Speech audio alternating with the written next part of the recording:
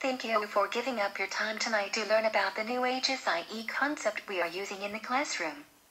Does anyone know what inquiry-based learning is? Inquiry learning allows students to discover their own learning through problem solving, questioning and exploration to come to a well-informed and researched answer. Students are able to work using their strengths in a student-centered learning approach and in the process are becoming competent learners. Great, and us as the teachers will now play a new role as a guide or facilitator to enhance their learning.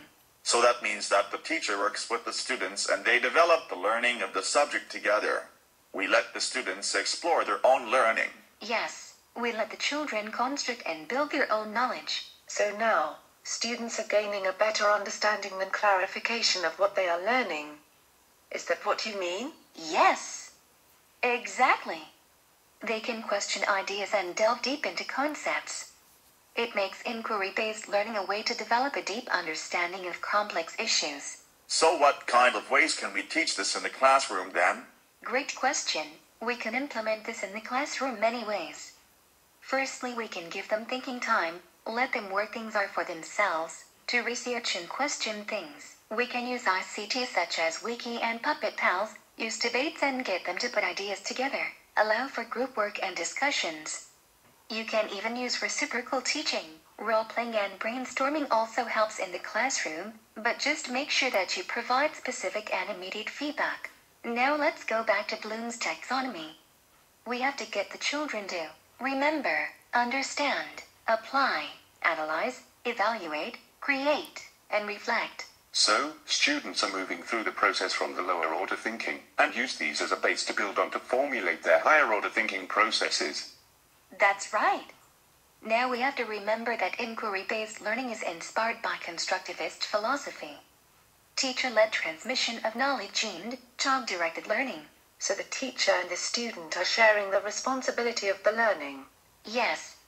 You remember Vygotsky, Piaget, Dewey and Bruner? Yes. Vygotsky and the zone of proximal development, and Piaget's notion of knowledge building. That increases in depth and complexity throughout stages. And then we wanted students to come to an informed conclusion which students had the opportunity to explore and take part in. Where Bruner thought that students should have more of an active role where students can construct new ideas or concepts based on their current knowledge. That's right. As long as there are people asking each other questions, we have constructivist classrooms. So what about the new syllabus? Well, there are 5 objectives: knowledge, understanding, skills, values, and attitudes.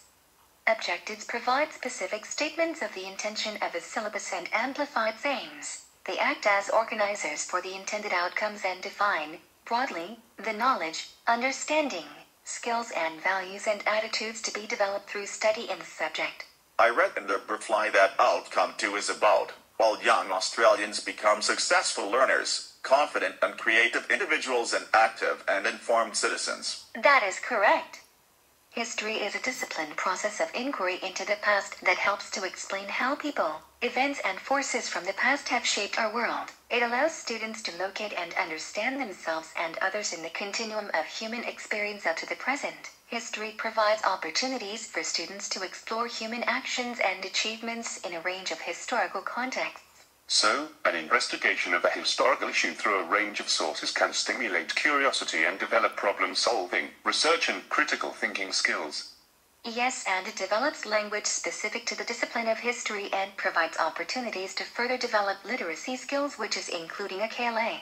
So therefore, students learn to critically analyze and interpret sources of evidence in order to construct reasoned explanations, and rational and informed argument based on evidence drawn from the remains of the past.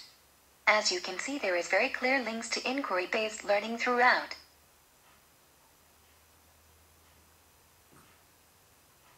So the importance of inquiry-based learning is that students learn how to continue learning. To take this on with them in life, as they will often be alone in their learning. That's right. Now, a wise man once said to me, "Life is full of problems, and how do we solve them? We inquire." Now let's use this in our classroom.